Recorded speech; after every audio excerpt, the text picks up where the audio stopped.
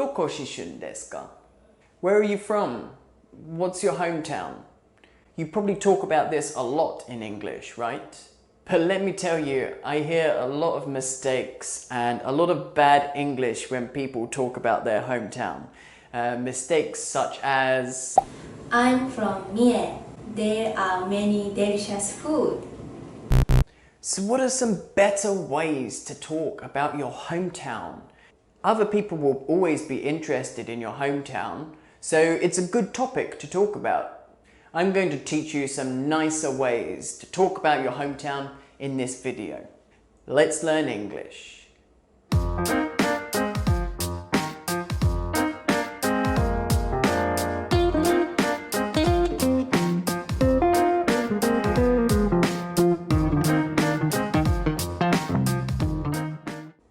Where is this place? Yep, that's right, it's Osaka. Pretend that your hometown is Osaka. What things can you say about Osaka? Our mistake at the beginning was Osaka has many delicious foods. That sounds a bit strange, so let's improve this sentence. We can say Osaka has a big variety of delicious food. This means in Osaka you can eat, kushikatsu or takoyaki, lots of different types of food. A big variety of. We can say a huge variety of as well.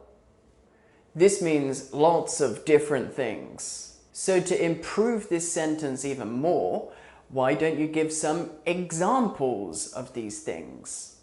We can do that using the phrase such as. Such as is followed by a noun or a noun phrase. So if we put that together, we can say Osaka has a big variety of food, such as kushikatsu. What about if your hometown was this place, Nagoya? What can you say about the food in Nagoya? Nagoya has a big variety of different food, such as teppanyaki. This phrase, such as, is really good for giving examples of what you are talking about. So we talked about food. What else can you say about your hometown? How about important buildings or landmarks, historical sites? Think about Tokyo. What buildings do you have in Tokyo? You might think of Sosenji or the Skytree. Then you can say the phrase, it's famous for. It's famous for. It's famous for Sosenji. It's famous for the Skytree. Or even better, it's famous for Sosenji and the Skytree. But hold on. Maybe if you say Sosenji to a foreigner, they don't know what Sosenji is. What is Sosenji? Sosenji is a temple. It is a temple. It's a temple. So to make your sentence even better, you can say Tokyo is famous for Sosenji, which is a temple. Tokyo is famous for Sosenji, which is a big temple. We said before, it is a temple. Well, you don't need to say it here, just which is a temple. So how about the Skytree? What is the Skytree?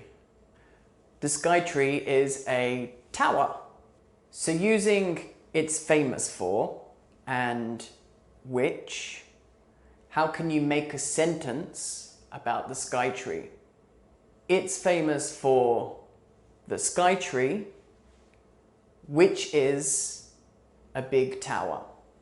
Tokyo is famous for the Skytree, which is a big tower.